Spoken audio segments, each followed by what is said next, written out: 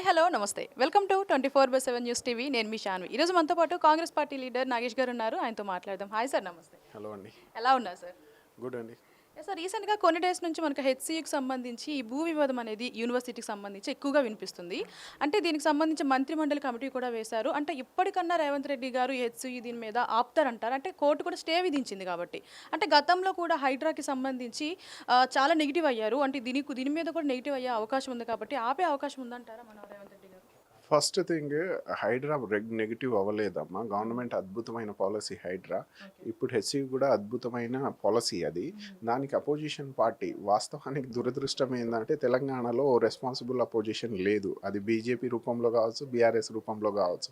To the point ఎప్పుడు political propaganda కార్నర్లోనే మాట్లాడుతూ ఉంటారు. But when it comes to ground మీద వాళ్ళు ఏవీబీపీ కావచ్చు, బీఆర్ఎస్ విద్యార్థి సంఘం కావచ్చు, స్టూడెంట్స్ పోరాడుతున్నారు. ఒకవేళ సివిల్ సొసైటీ పోరాడుతుంది అంటే డెఫినెట్లీ వి మస్ట్ అప్రిషియేట్. ఒక కోణంలో అప్రిషియేట్ చేయాల్సింది ఏంటంటే మనం బయోడైవర్సిటీని కాపాడుకోవాలి. ఇంకోటి అది గ్లోబలైజేషన్ ఏదైతే CO2 మొత్తం పెరిగిపోతున్న కారణంలో అడవి ఏదైతే వాస్తవానికి ఆక్సిజన్ గివింగ్ ఏరియా ఉందో దాన్ని కాపాడుకోవాలి. దాంతోపాటు గ్రీన్ కవర్ ఉండాలన్నది వెరీ నైస్. అంతవరకు అవేర్ అయింది సొసైటీ అంటే we must appreciate. But fact ఏంటంటే అది బ్యారెన్ ల్యాండ్స్. కంచె గచ్చిబౌలి అంటారు. కంచె అంటే బ్యారెన్ ల్యాండ్స్ అనమాట, గివ్ అప్ థింగ్స్. ఇంకోటి అక్కడ ఉన్న ల్యాండ్ ఫామ్ ఏదైతే స్టోన్ ఫార్మింగ్ కావచ్చు, ల్యాండ్ ఫార్మింగ్ కావచ్చు, దానికి గవర్నమెంట్ కాపాడుకుంటేనే ఓ యూనిక్ లేఅవుట్ కూడా తీసుకోవచ్చు. అంటే ఎందుకంటే వన్ థింగ్ మీరు చూడాల్సింది ఏంటంటే మనం రాష్ట్రాన్ని నడిపియాలి అంటే మనం సంపాదన కూడా సృష్టించాలి.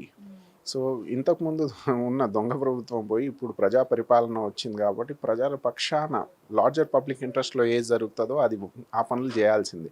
ఆ కోణంలో వెనకాల కాంగ్రెస్ గవర్నమెంట్ తగ్గుతుందని నా అబ్జర్వేషన్ అయితే లేదు. కానీ when it comes to civil society movement, relocation of the habitation జరగాలి అక్కడ. ఒకవేళ జింకలు, పోనీ సింహాలు అన్నీ ఉన్నాయి అనుకుందాం, ఎవరు మన కేటీఆర్ గారు అన్నట్టు, బీజేపీ నాయకులు అంటున్నట్టు వాళ్ళకి రీలొకేట్ చేయాలి, మళ్ళీ హ్యాబిటేషన్ ఇవ్వాలి. దానికి కోణంగానే ఈకోలాజికల్ సైంటిస్ట్తో కమిటీ పెట్టి బట్టి విక్రమార్క సంప్రదిస్తున్నారు. అవుతున్నాయి, అవన్నీ పనులు అవుతున్నాయి. అంతే తప్ప వీళ్ళేదో చెప్తున్నారు. వీళ్ళదో కామన్ అజెండా. బీఆర్ఎస్ పార్టీకి ఊసర వెళ్ళి నాయకత్వం అన్న పేరు ఉంది. వాళ్ళు డ్రామాలు వేస్తూ ఉంటారు. బీజేపీకి ఓ అద్భుతమైన ఆర్టిస్టిక్ పర్ఫార్మెన్స్ ఇస్తారు. వాళ్ళు అబద్ధాన్ని చాలా అందంగా చూపిస్తారు. మీరు హిందూ అమ్మా? మీరు హిందూ అయితే చాలా గొప్పదంటారు. హిందూ గొప్పదంటారు. కానీ మీకు వచ్చి అంటారు హిందూ ఖత్రేమే అంటారు. ఎందుకురా అంటే అదిగో మస్జిద్లు పెరిగిపోతున్నాయి, అగో చర్చిలు పెరిగిపోతున్నాయి, ఇది మనకు రేపటి రోజులో సేఫ్ కాదు అని ఓ వైరస్ ఇంప్లాంట్ చేస్తారు మీ మైండ్లో. భారత్ మాతాకి జై అనకపోతే నువ్వు దేశభక్తుని కావు. ఇగో ఇలాంటివి పెడతారు మన యువతలలో. కొంచెం అది తగ్గాలి. అంటే సార్, మీరు ఏదైతే చెప్పారో ఒకవేళ అది మన డెవలప్మెంట్ కోసమే అంటున్నారు కదా, అంటే రీప్లేస్ చేస్తాము అక్కడ నిజంగా జింకలు కానీ పక్షులు కానీ ఇట్లాంటివి ఉంటాయి అన్నారు. అంటే దానికన్నా ఉన్న గ్రీనరీని ఎందుకు పాడు చేయకుండా మన రేవంత్ రెడ్డి గారి థాట్ని డైవర్ట్ చేయకుండా బ్యూటిఫుల్ అమ్మ, సింపుల్గా అడిగేస్తారు ఇవన్నీ. డైవర్ట్ చేద్దాం. అదే లెవెల్ ఆఫ్ ఇన్ఫ్రాస్ట్రక్చర్ ఇప్పుడు రోడ్ కనెక్టివిటీ ఉంది, ఆర్ఎల్స్ ఎనీ కంఫర్ట్ ఉంది, ఈజీ టు యాక్సెస్. ఇప్పుడు ఐటీ క్యారిడోర్, అక్కడ నుంచి ఇంకో వైట్ ఫీల్డ్ ఉంది, అన్ని దగ్గర ఉన్నాయి. నాలెడ్జ్ సిటీ కావచ్చు, కనెక్టివిటీ ఉంది. అలాంటి ప్రదేశంలో ఇంకో అంత ల్యాండ్ తీయలేం. సెకండ్, సేమ్ 400 ఎకర్ ఎందుకు 500 ఎకర్స్ చేసుకోండి, కొంచెం దూరం వెళ్ళి చేసుకోండి అని మీరు అంటారు. అంతేగా, ఆల్టర్నేట్ తీసుకోమని. ఆడ ఉండదమ్మా బయోడైవర్సిటీ, ఆడ ఉండదా గ్రీన్ కవర్. ఇదైతే బ్యారెన్ ల్యాండ్. ఎక్కువ గ్రీనరీ, జంతువులు కూడా ఉన్నాయంటూ ఫొటోస్, వీడియోస్ చూపిస్తున్నారు. అమ్మ, ఏదైనా సరే సమాజంలో ఫ్యాక్ట్ చెప్పే పార్టీ బీఆర్ఎస్ అనుకుంటున్నారా? దళితుడు సీఎం అయిందా? ఇంటింటికి ఉద్యోగం వచ్చిందా? 3 ఎకరాలు వచ్చినాయా? కాలేదు కదా. వచ్చే దీన్ని వచ్చిందా? బీజేపీ అంటే చూడు, ఫార్మర్ ఇన్కమ్ డబుల్ అయిందా? ఇప్పుడు అంటుంది కదా వికసిత్ భారత్ అని. నిజంగా మనం 2047కి డెవలప్డ్ నేషన్గా మారుతామా? 80% మన జనాభా రేషన్ మీద డిపెండ్ అయి ఉంది. ఎలా సాధించబోతున్నాము? మన దాంట్లో బేసిక్ ఎడ్యుకేటెడ్ ఎవరిని కౌంట్ చేస్తారు తెలుసా అమ్మ?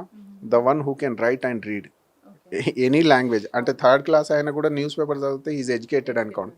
అంటే డెఫినేషనే లేదు. అంటే సంబడి ఈజ్ ఫూలింగ్ అస్. అబద్ధాన్ని బేస్ చేసుకొని ఒకరు, పొలిటికల్ ఎజెండాని బేస్ చేసుకొని ఒకరు, ఉద్యమం చేసిన పార్టీ అంటారు. గిద్యమం కాదు. తెలంగాణ ఇచ్చిన పార్టీ కాంగ్రెస్ పార్టీ. తెలంగాణ సమాజం కోసం చిత్తశుద్ధిగా పనిచేసే పార్టీ కాంగ్రెస్ పార్టీయే. ఇది ఎడ్యుకేటెడ్ పీపుల్లో వాస్తవానికి బీఆర్ఎస్, బీజేపీ కార్యకర్తకు నా హానెస్ట్ అపీల్ ఏంటంటే, మీరు చదవండి. చదివిన తర్వాత వాస్తవం ఏదో తెలుసుకొని అప్పుడు మీరు పని చేయండి. అది బీజేపీకైనా చేయండి, లేకపోతే బీఆర్ఎస్కైనా చేయండి. This is my honest appeal. కొంచెం చదువుకొని చేయండి.